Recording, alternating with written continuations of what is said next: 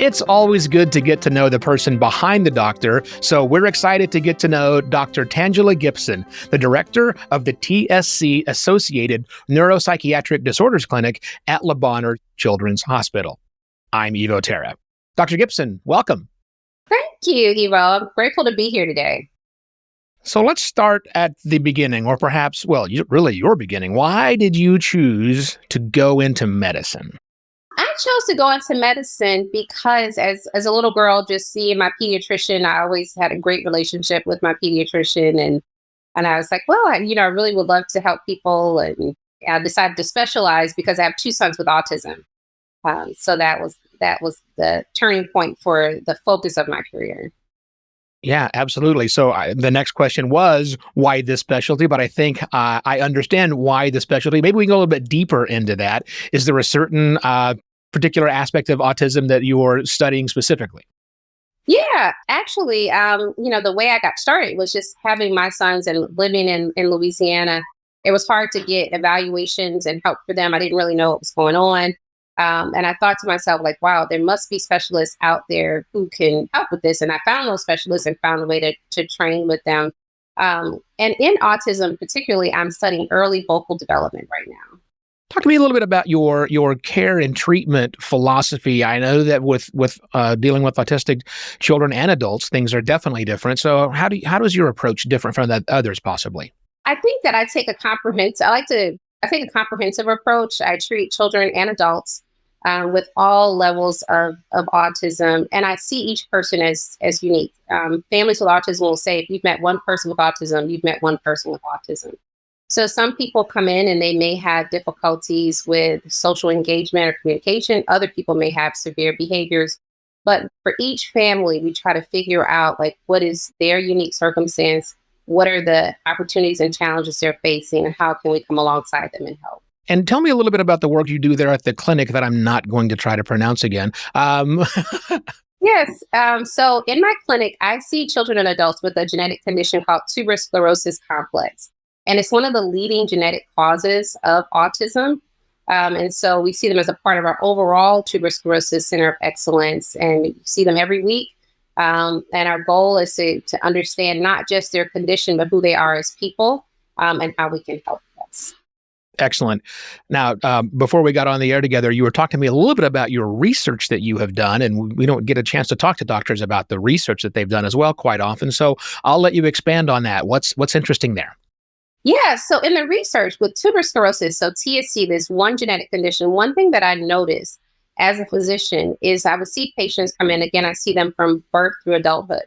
And some patients are pretty high functioning, like they can talk, they can do things for themselves. They're very capable. They may have families, and they may struggle with things like anxiety, ADHD, subtle language things. But then there are other individuals who can have pretty severe autism with the same genetic condition. And it bothered me because somebody comes in with a baby with TSC and they say, well, Dr. Gipson, is my baby going to have autism, or is my baby going to live a pretty typical life? And I always had to say, I don't know. And that's just, I don't like that. And so answering a question I couldn't answer was kind of the impetus for the research. And so what I found a colleague, Dr. Aller, who studies early vocal development. And in his research, he's found that early vocal development can predict who might go on to develop autism. So now that's what we're doing in tuberous sclerosis. In the first 3 years of life, we have a study called Baby Talk, and we can analyze how these babies are making sounds and see if we can use that to predict outcomes so that we can intervene earlier. And when these moms come in and say, which way is my baby going to go? I can say, I don't know, but I have a method that may help us find out. Right.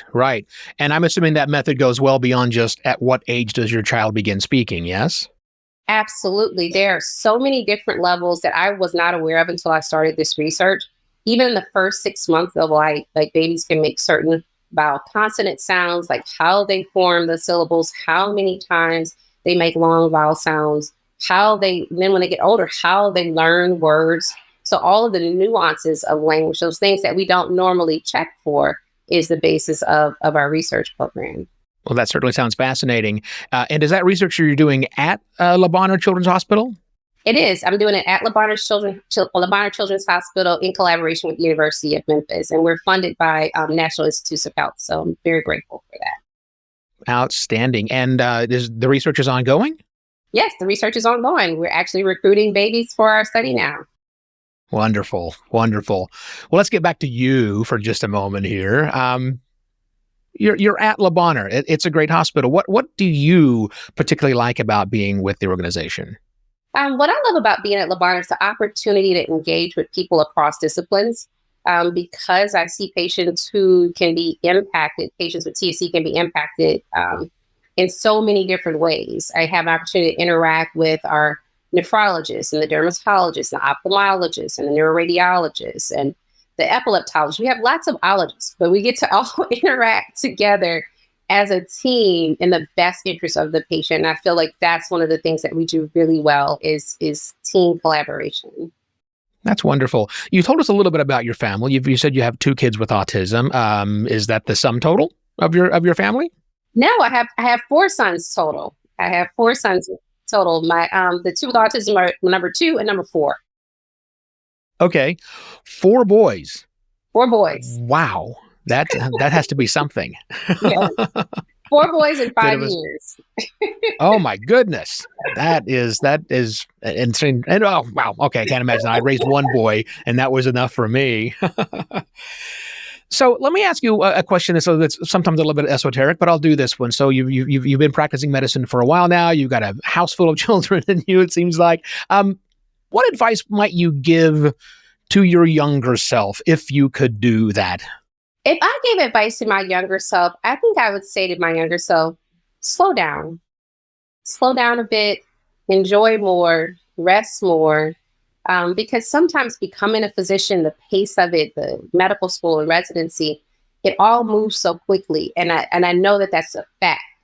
However, I would be more intentional about taking those moments to enjoy things that you won't get to revisit again.